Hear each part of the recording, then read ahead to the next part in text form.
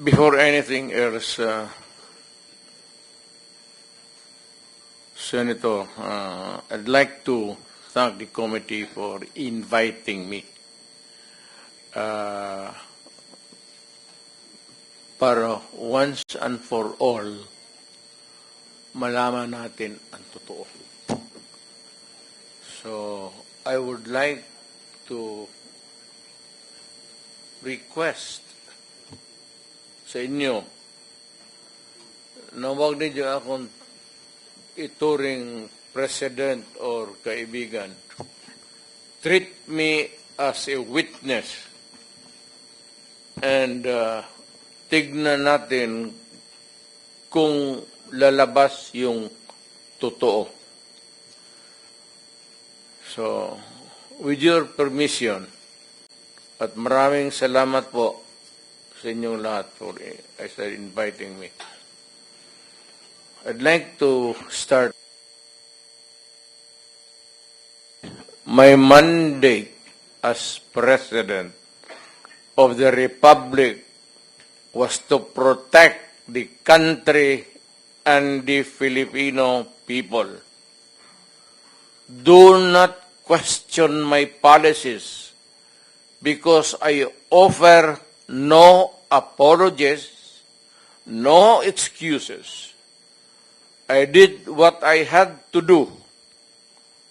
And whether you believe it or not, I did it for my country. The war on illegal drugs is not about killing people. It is about protecting the innocent and the defenseless.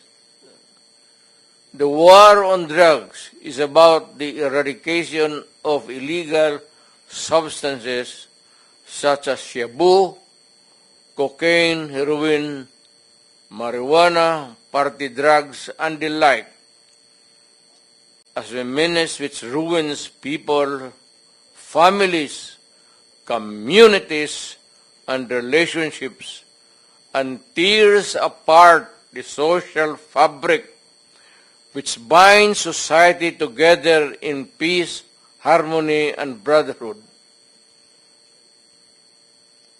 It is not unlike slogans which serves as calls for a better future, such as the war on waste, war on corruption, and war against climate change. I have always viewed people addicted to illegal drugs as victims and patients requiring medical help and not as criminals. That is why when the war on drugs slogan came into being, coined first as a message to the people of Davao City to stay away from illegal drugs, but at the same time, I had a drug rehabilitation facility constructed in Davao City, a city government expense, manned by Davao City government doctors, psychiatrists, nurses, and health workers, among others, to look after the complete rehabilitation of those addicted to illegal drugs. I believe then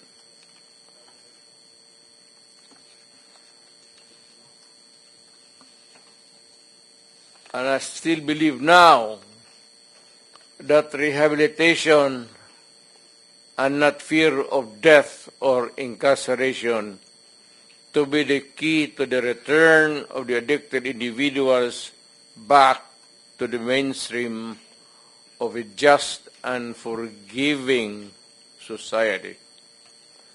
But no mistake about it, I hate drugs. I loathe the purveyors, the merchants, and the pushers of this demonizing element.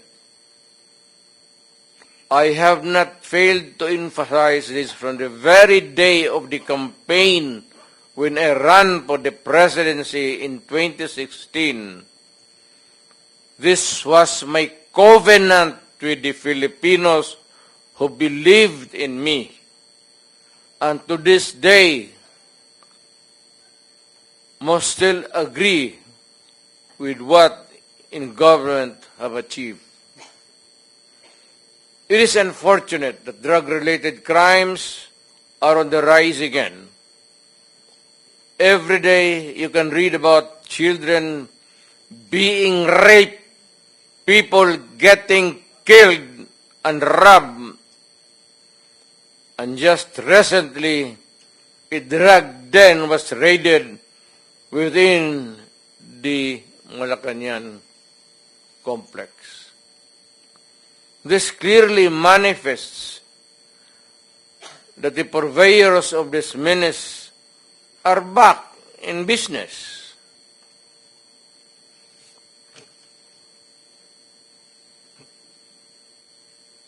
Ano? Gawain natin. The Filipinos are anxious and distressed. Self-preservation is still the first law of nature. It is instinct. It is recognized in our laws as self-defense.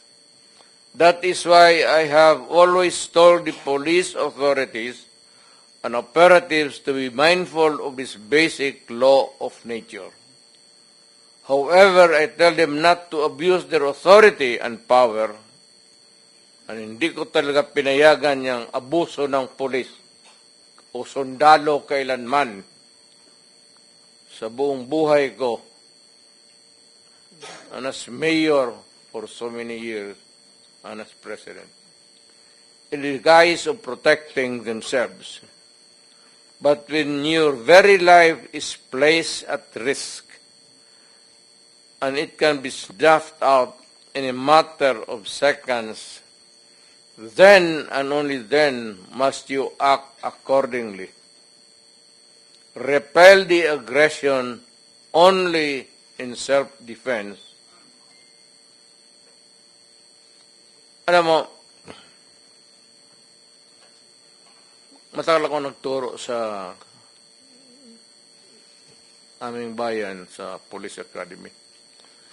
When I was a prosecutor, to augment my income noon bago akong kasal, nagturo ako sa pulis. Ang sinabi ko talaga sa kanila, when you are arresting a criminal, you are not supposed to request him to surrender. Rather, you have to overcome the resistance.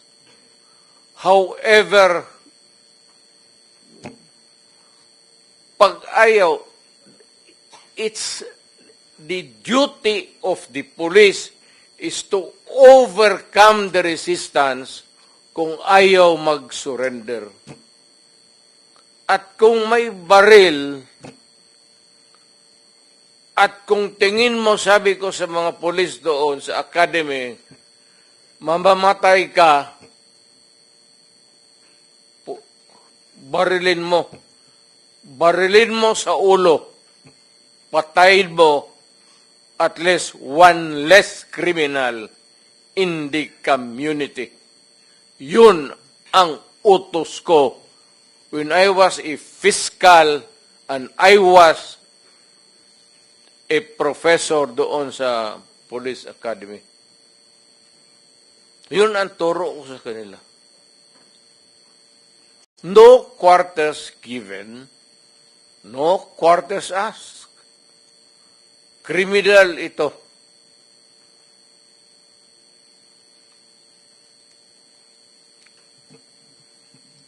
Repel the aggression only in self-defense. Do not make orphans of your children and widows of your wives. I don't want that in my conscience. as mayor and president. Hindi ko mabigat yan sa konsensya ko. I have warmed. But before that, my job as president was never easy. And it was not meant to be. I have tried to do the best I can to address the problem of illegal drugs firmly and without compromise. For all of its successes and shortcomings, I alone take full legal responsibility sa lahat na nagawa ng mga pulis pursuant to my order. Ako ang managot. At ako ang makulong. Huwag yung pulis na sumunod sa order ko. Kawawa naman. Nagtatrabaho lang. Yun ang gusto kong sabihin sa Pilipino at mabutit niyaya ninyo ako dito. Once and for all, yan ang gusto kong sabihin sa tao.